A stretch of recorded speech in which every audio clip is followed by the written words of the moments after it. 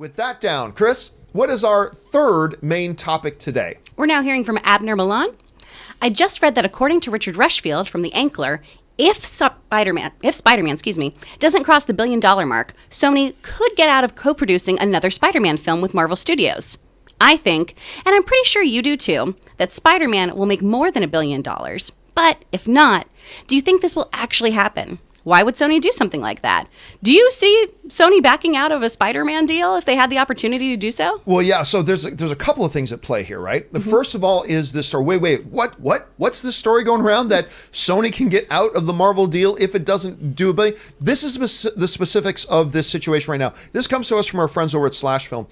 In a recent edition of journalist Richard Rushfield's entertainment industry newsletter, The Ankler, Rushfield peels back the secretive curtain of the deal that was signed between Sony and Marvel Studios back in 2015 to share the character. The original Sony/Marvel/Spidey deal to co-produce these movies stipulated that if this Spidey cleared $1 billion at the box office, Marvel would get to oversee a third installment of the Spider-Man series. If it doesn't, full control would have reverted back to Sony. So that's where this is coming from. Cole's notes on this: if Spider-Man Far From Home hits $1 billion at the box office, Marvel gets to do another one, with Sony, of course. If it doesn't hit $1 billion at the box office, the rights can then revert back to Sony. There's a couple of things at play here. Number one is this. Spider-Man Far From Home is going to hit $1 billion. It's going to. I mean, it made almost $600 million in its first week. It's going to hit $1 billion. So the discussion points is almost moot. But it is fascinating to look at it from this point of view as well. What happens if it didn't? What happens if it doesn't hit $1 billion? And this report is accurate, that there's stipulation in here that one doesn't hit $1 billion. They can take it back at this point. Well, a couple things to keep in mind. This is a deal that is not in perpetuity anyway, so it's going to end at some point.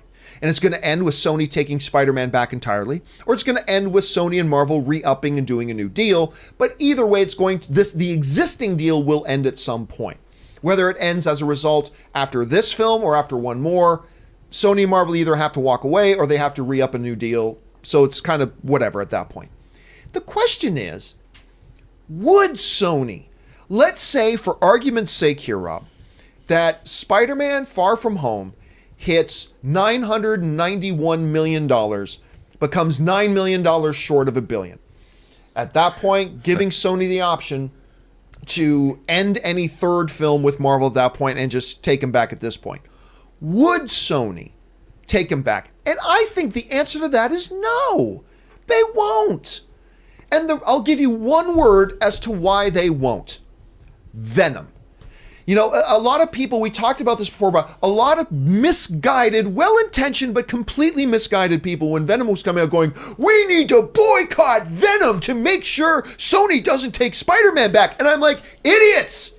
If you want Spider-Man to stay over in the MCU, you want Sony to let Spider-Man stay in the MCU, you better drop onto your knees, pray to whichever movie gods you worship, and beg them to make sure Venom is a big hit, because that's how you're going to get Sony to feel confident enough that they don't need to take Spider-Man back to make their own cinematic universe work. And what happened? Venom came out, it blew everybody's expectations away, cleared $800 million at the box office, something even I, who thought the movie would be a success, never thought it would get to $800 million. And lo and behold, there it is. That's the position Sony's in right now. To compound that even more, Rob, then came along this little film, Spider-Man Into the Spider-Verse, which Marvel has never made a Spider-Man movie as good as Sony did. I'll tell you, I know that's unpopular to say, but I'll tell you right now, facts. Sony's made the best Spider-Man movie there is. They came along with that, once again, reestablishing to them that they don't have to bring Spider-Man back from the MCU. They get to keep him in the MCU and make all kinds of money, and they get to have their own cinematic universe that is working right now, making all kinds of money. So even if, Rob, from my point of view, and maybe I'm way off here, even if Far From Home doesn't hit this $1 billion mark, I don't see Sony having any motivation right now to bring Spider-Man back. They're just making money with both fists right now. And I think he's staying the way he is regardless. Anyway, maybe I'm far off on that one, Rob. How do you see this whole thing? I'm with you 100%. I mean, Sony has advertising in the MCU for their own movies. I mean, it's incredible. People forget, this was not released by Disney. You know, Spider-Man Far From Home is a Columbia Pictures, it's a Sony Pictures film. Yep. It starts out with the Sony logo, then sure enough, we do see the Marvel logo. But even though this is in the MCU, it's just advertising for everything that Sony wants to put out. You've got Morbius is in production now. It's probably wrapped filming. I don't know. It's probably wrapped. It's probably wrapped. You got Morbius the Living Vampire coming out, which is another great Spider-Man character. That's coming out.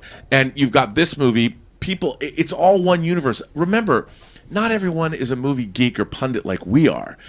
Most of the general public, they don't care which studio releases a superhero movie as long as it's good.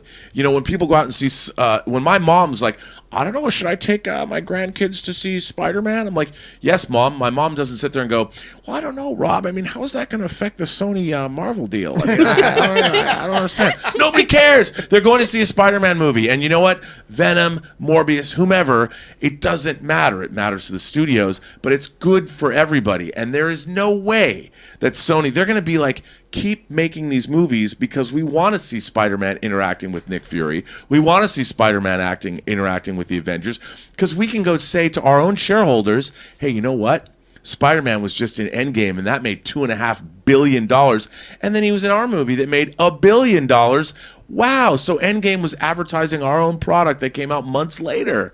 Win-win. Everybody's happy. Yeah, I mean, and ultimately everybody's got to understand, Sony's in charge here. They are in charge.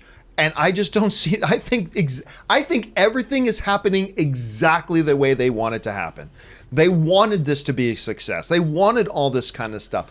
But just quickly, Chris, I mean, do you see any advantage to Sony just taking him back? I mean, obviously there would be some upside for them to just take Spider-Man back at this point, but do you see there being a reality where they would see that upside of taking him back outweighing the outside of that's just keeping him in the MCU? I really don't. I mean, I guess having him back completely to themselves opens them up to access to more characters, access to more of the Peter Parker we've been seeing in the MCU.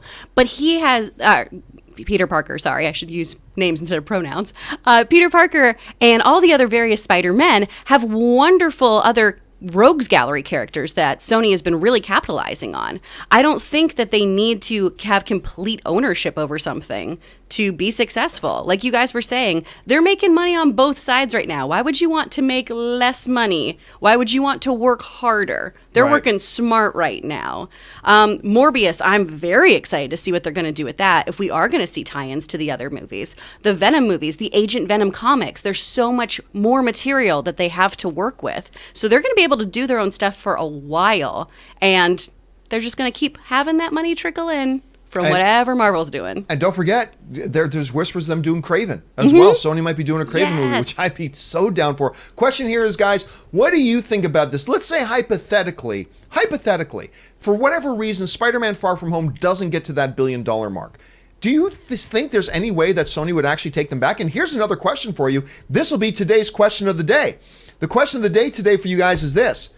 If they don't hit $1 billion, do you think Sony should take back all the production and everything rights on Spider-Man at this point? What I want you to do is jump over to my Twitter, which is just simply at John Campea, and I want you to go down and vote. So here's the question of the day. Reports claim Sony can end the Spider-Man MCU deal if Far From Home doesn't hit the $1 billion club. If it doesn't, would it be a good idea or bad idea for Sony to take Spidey back? I put this up just before the show started here today. Right now, a little over 3,100 of you guys have cast votes. 6% of you are saying it's a good idea to take him back. Take him back, Sony. 83% of you seem to be agreeing with the rest of us that it's a bad idea. Just leave him in the MCU. And 11% of you are kind of in the middle of it saying, hey, you know what? It'll be fine either way. And I think there's some truth to that as well. But what do you guys think about that? Do you think it's a good idea? Not a good idea? Jump down in the comment section below and leave me your thoughts. Okay.